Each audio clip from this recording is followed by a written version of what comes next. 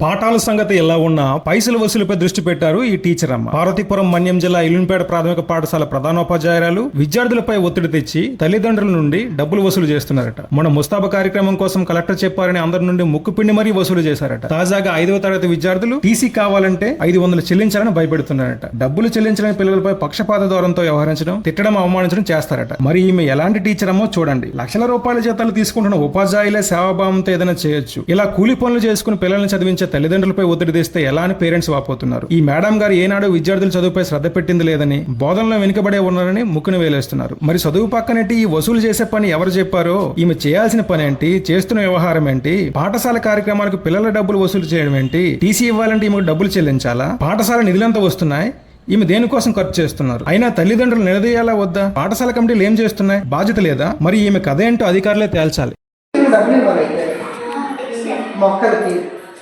కుర్చీలకి ఎంత అవుతున్నాడు? మరి కుర్చీలకి కాకుండా మొక్కలకి ముస్తాబ్ కార్యక్రమం చేశారు మీరు?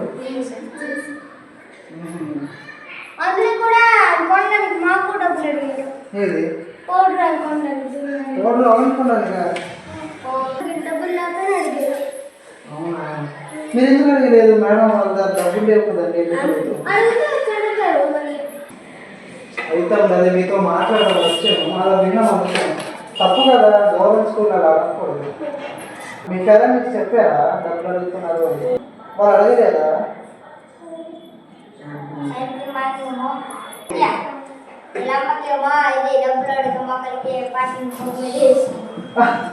కొనేది మీ అమ్మ.